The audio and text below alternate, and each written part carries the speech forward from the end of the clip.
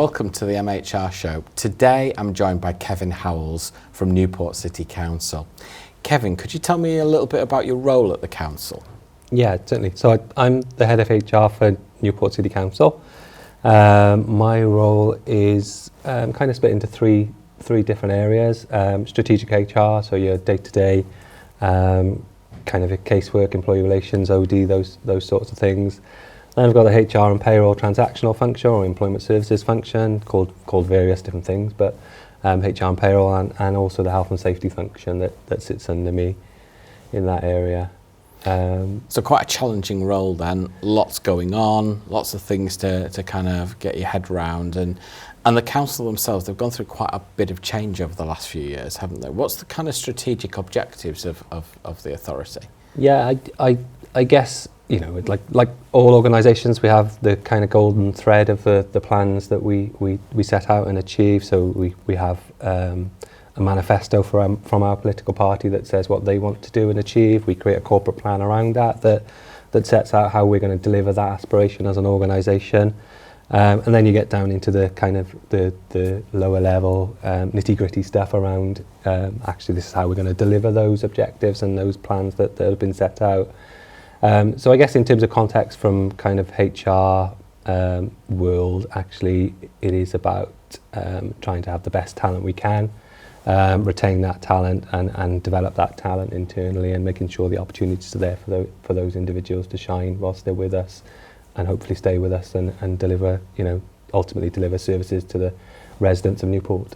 Brilliant. So you've been partnering with MHR now for around 7 years. And, you know, what was the decision that sort of prompted you to partner with us, and how did you come around that piece? Yeah, so we've been with MHR for a number of years. I guess my early experience of working with MHR was as a junior officer. So I remember seeing sort of a demo of the system when we were trying to procure what system we were going to go with, those sorts of things. I wasn't a decision maker at the time. Sure. But I remember being impressed by, you know, going from what was was actually a DOS-based system into a Trent at the time, as it was, and then quickly moving into iTrent a few years later. So actually that you know, significant shift really from a very cumbersome manual labour-intensive system into a system that was more 21st century, digital first, and actually employee and manager-led self-service kind of areas, which was really appealing to the organisation and eliminating some of that efficiency and ineffectiveness. Yeah, what sort of things were you trying to kind of, you know, unblock? Were the challenges in the organisation? I think the challenges in the organisation at that time were probably actually one of the biggest shifts at that time in a digital context was the push to move to a different HR and payroll system. So actually the digital shift hadn't really started. So this was a new digital shift, not just a new system. Yeah. So actually it was new to people. You've got people who you know, had been working in ways that they had been for a number of years, and actually the shift to move to technology is a skills requirement, and actually the different skill level set was required, and trying to upskill those skills along the way whilst trying to roll out a system was a challenge in terms of making sure people had the right skills.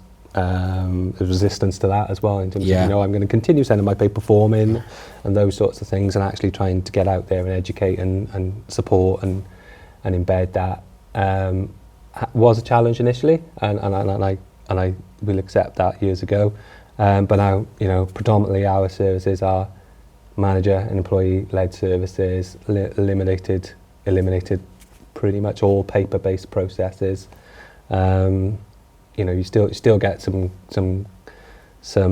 requests for paper pay slips now and again. Can we have paper pay slips, or, you know, do we have to log in?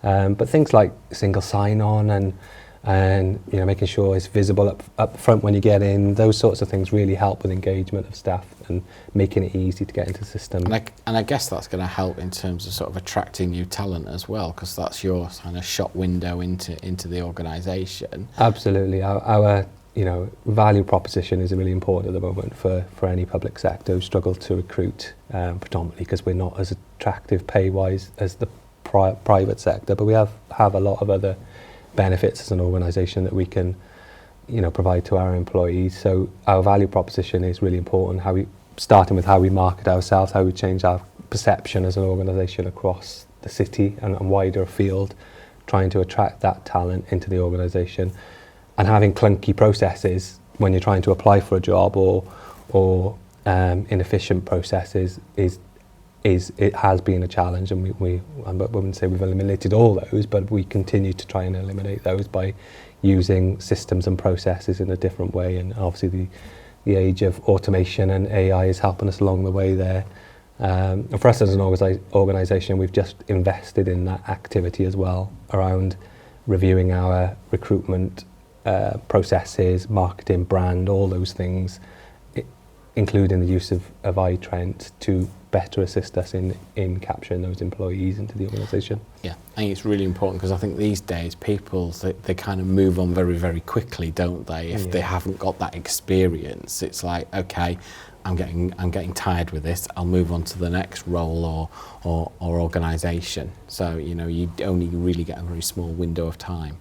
Yeah, and I think where iTrent has helped with that, obviously we get the recruitment onboarding processes sorted, and that the person's in the organisation. We're actually having the things like the performance management area of the system, or even things like booking your annual leave or your flexi time through the system, just engages people in one area for my employment and my kind of policy process stuff, helps them kind of integrate with what we're trying to achieve as an organisation.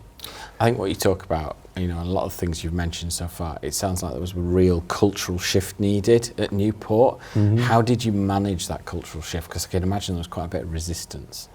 Yeah, I don't think necessarily it's a cultural shift that's specific to Newport. I think the 22 local authorities probably were in the very same position as that. But in terms of our approach to that, we've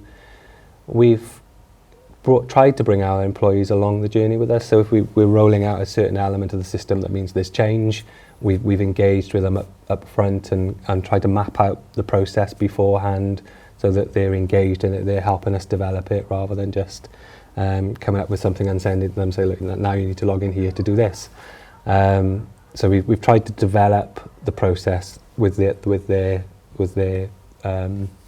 thoughts in that chain as well, to make sure that it aligns, everyone's happy, that it's not cumbersome, it's actually for your benefit, it's one area to go for different things.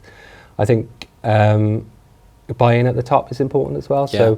So I talked about our strategies earlier on there, that actually our corporate plan, people plan, workforce plan, all those different bits and pieces of the plans that fall together all have a digital first approach attached to them, and actually, it ultimately often comes down to cost. Actually, paper-based and inefficient processes cost more than actually more effective, efficient, streamlined processes. So buy-in at the top has been there from day one, because actually there is a benefit also cost-wise, which is not the only driver, but it is a big driver. I can imagine, big driver on that return on investment, and actually investing those funds into other things, where money can be invested and you can get that return. Yeah.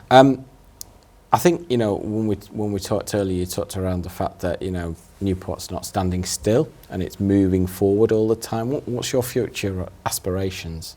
Yeah, so I think we're probably at the point where we've pretty much got, the main features of iTrent in place, majority working well and in a good place. There's some tweaks and different bits and pieces we might want to make, particularly as around the recruitment stuff, as I mentioned.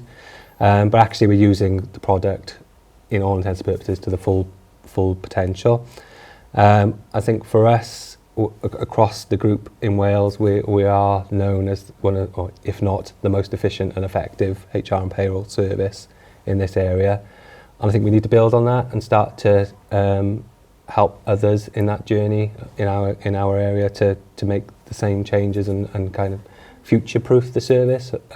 We all see the inherent risk around AI and what that means for people. Actually, let's embrace that and push that forward and get something that helps us support that service going forward in the future. So for us, we're collaborating with another local authority in the area to try and to try and bring a service together, that, you know, and try and bring them onto the same footing we are in terms of system use in particular.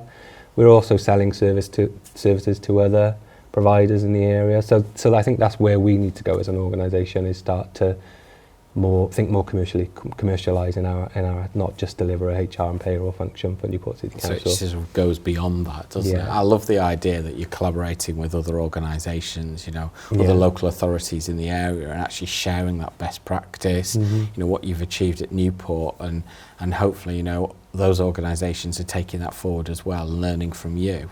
It's a great model. Absolutely. So I guess, you know, my sort of final points here, you know, it feels like you're never standing still at Newport. You're always thinking about the future, and it's great to partner with you. I know we you know, as an organisation have done that for a number of years. So long may that continue, and thanks for your time this morning. Thank you very much. Thank you.